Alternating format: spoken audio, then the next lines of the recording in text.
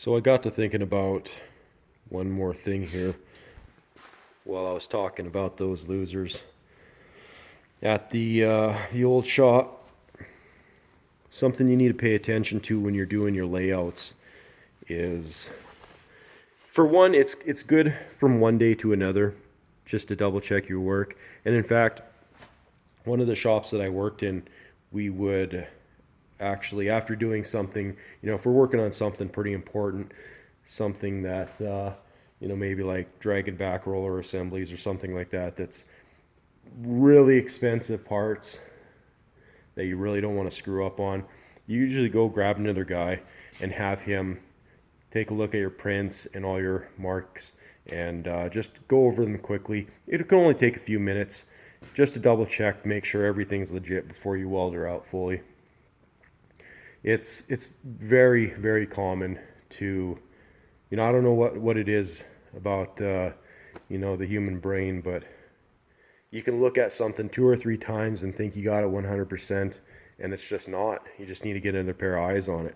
And the other thing you'll find, you hear about in production shops from time to time, is when you're working on a project that takes 2 or 3 days, and you come in the next day, you weld something out, and then you swore you laid it out properly. Like, again, you went over it 2 or 3 times, and maybe this is happening over and over again, and you just can't figure out what's going on.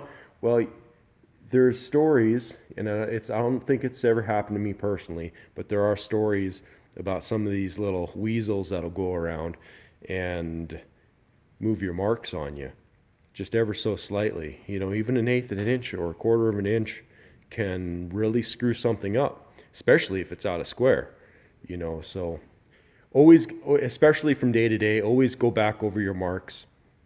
Always double check everything periodically as you're welding something out. The sooner you catch it, I've done tons of rework. Everybody has in the industry. The sooner you catch your mistakes, the easier it'll be.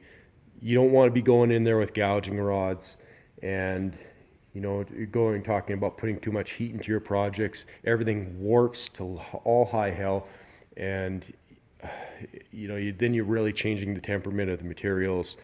And in the end, why do some of these projects fail prematurely? Well, how much rework was put into that project that in the end you can never really tell.